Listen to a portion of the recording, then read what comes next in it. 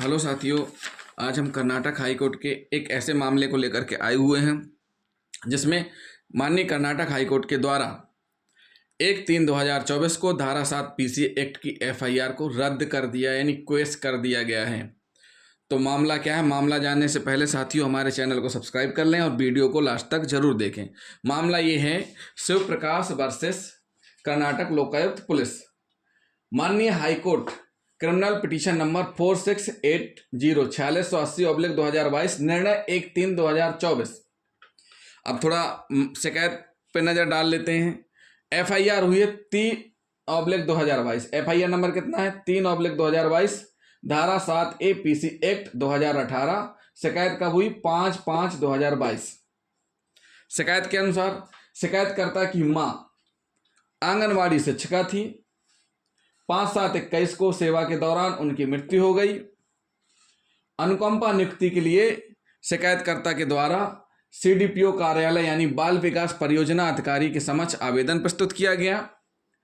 CDPO कार्यालय में सुधा पदस्थ थी, उनसे संपर्क हुआ शिकायतकर्ता का, चूंकि सुधा को ही अनुशंसा करके आगे फाइल भेजनी थी। इस बीच 8/4/22 को जब पहली बार संपर्क हुआ, उसके बाद 26/4/22 को पुनः संपर्क हुआ और फाइल में अनुशंसा कर भेजने के संबंध में सुधा के द्वारा शिकायतकर्ता से 20,000 रुपए की मांग की गई, यानी 20,000 रिश्वत राशि की मांग की गई। 10,000 में बात हो गई। 5/5/22 को शिकायत हुई, उसी दिन एफआईआर हुई, उसी दिन ट्रैप के लिए जाल बिछाया गया। सुधा को शिकायतकर्ता ने संपर्क किया और संपर्क करके सुधा के घर पहुंच करके रिश्वत राशि दी। उसके बाद सुधा और शिकायतकर्ता दोनों सीडीपीओ ऑफिस पहुंचे। ऑफिस में पहुंचकर टेबल में राशि रखी। किसने? सुधा ने। किसकी टेबल में?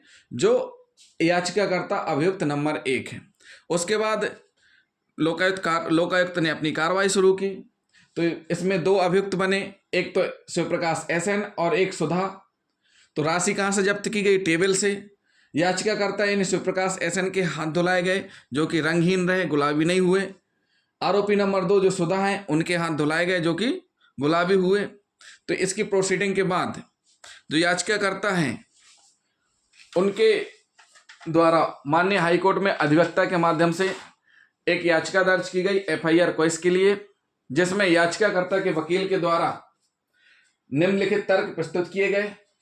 तो पहला तर्क यह है कि शिकायत के अनुसार मांग 26/4/22 को की गई थी। जो शिकायत है, शिकायत के अनुसार कब मांग की गई? 26/4/22 को। शिकायत मांग के 7 दिन के भीतर दर्ज की जानी चाहिए। शिकायत जो भी है, ये पॉइंट बहुत ही महत्वपूर्ण है, इसको सभी लोग नोट कर लें कि शिकायत कब दर्ज होनी चाहिए।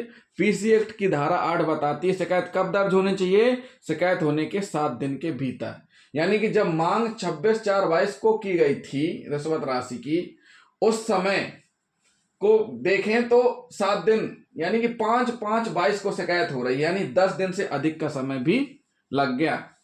तो शिकायत कब होनी चाहिए? 7 दिन के भीतर दर्ज की जानी चाहिए थी, जो कि 10 दिनों से अधिक समय बाद हुई है। याचिकाकर्ता अभियुक्त नंबर 2 द्वारा स्वीकृति भी नहीं की गई है और ना ही मांग की गई है। आरोप है कि आरोपी नंबर 2 सुधा, जिसने पैसे की मांग की और प्राप्त किया, उसने उसे मेज पर रख दिया।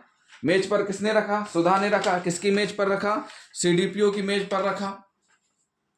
उसके बाद आरोपी नंबर 1 को यह मंजूर नहीं था। जो आरोपी नंबर 1 याचिकाकर्ता है, उनको यह मंजूर नहीं था। तो इस कारण आरोपी नंबर 1 ने उक्त राशि ग्रहण नहीं की, ना ही अपने हाथ से छुई। आरोपी नंबर 2 के हाथ धुलाए गए, गुलाबी हुए, लेकिन आरोपी नंबर 1 के हाथ रंगहीन रहे। शिकायतकर्ता द्वारा देरी के बारे में कोई स्पष्टीकरण नहीं दिया गया। और लास्ट में विद्वान अधिवक्ता के द्वारा कहा गया कि याचिकाकर्ता के खिलाफ जांच करना, आरोप पत्र दाखिल करना कानून की प्रक्रिया का दुरुपयोग करना है, इसलिए एफआईआर क्वेश होनी चाहिए। इसके बाद लोकायुक्त अधिवक्ता के द्वारा भी अपने तर्क रखे गए। उनके द्वारा बताया गया कि शिकायतकर्ता के पिता का स्वास्थ्य सही नहीं था, इस कारण 26/4 की बजाय 26/4/22 की जगह 5/5 को शिकायत प्रस्तुत की गई। उसके बाद यह भी बताया गया कि जो आरोपी नंबर 1 के निर्देश पर ही आरोपी नंबर 2 को राशि दी गई थी और उसके बाद फिर वो टेबल में वहाँ तक पहुँचाई गई थी। तो वो सब चीज़ें किनके द्वारा बताई गई? लोकायुक्त के अधिवक्ता के द्वारा। अब माननीय न्यायालय ने क्या किया कि दोनों पक्षों के तर्क सुने और जो अभिलेख हैं उनका अवलोकन किया, और अभिलेख देखने पर पाया माननीय न्यायालय ने और तर्क सुनने के बाद कि शिकायतकर्ता का आवेदन सुधा अभियुक्त नंबर 2 के पास था। शिकायतकर्ता का आवेदन किसके पास था? अभियुक्त नंबर 2 के पास था, जिसे नियुक्ति की अनुशंसा करनी थी। मतलब अभी काम हुआ नहीं है, काम किसको करना था? सुधा को करना था। आवेदन 2021 में दायर हुआ था, शिकायतकर्ता के द्वारा किया गया था।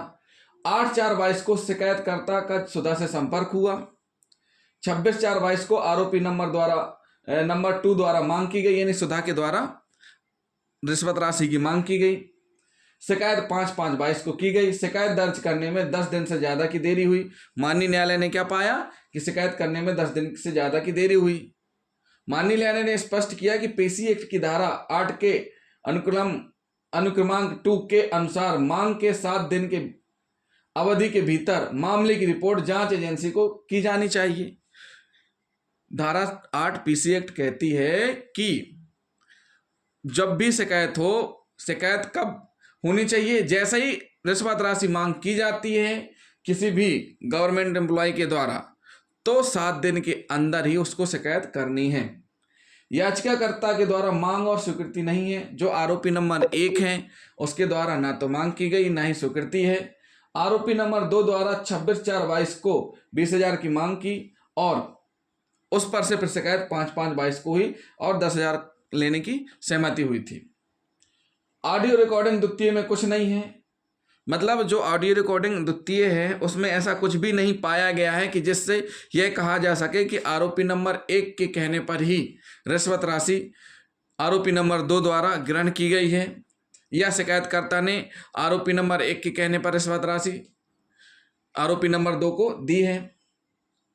इसी से संबंधित शांतांबा वर्सेस तेलंगाना राज्य SCC 574/22 में भी इसी तरह के विचार हैं, और CH भजनलाल वर्सेस हरियाणा राज्य SCC 335 में भी इसी प्रकार के विचार हैं। तो साथियों, नीरज दत्ता का केस और शांतांबा बनाम तेलंगाना राज्य वाला केस हम अपने अलग वीडियो में आपको बताएंगे।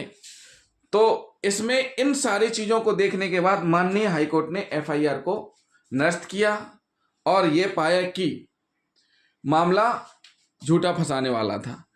ऑडियो रिकॉर्डिंग में कुछ नहीं है, इसलिए झूठा फंसाने का मामला है।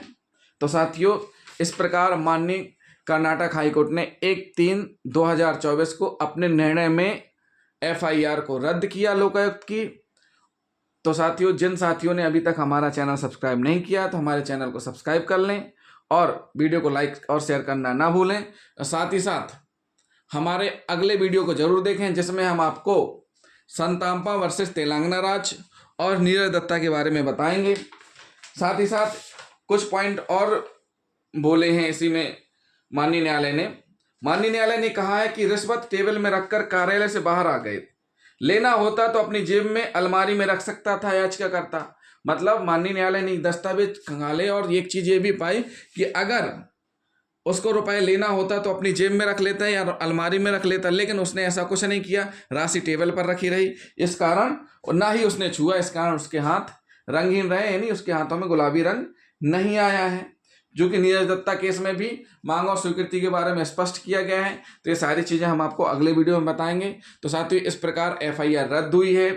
तो जो भी इसमें तर्क हैं और माननीय न्यायालय ने जो टिप्पणी की है, माननीय न्यायालय ने जो अभिलेखों पर पाया है, उसको सभी अच्छे से अध्ययन कर लें, देख लें, समझ लें और साथ ही साथ तर्कों को जरूर देखें। थैंक यू दोस्तों।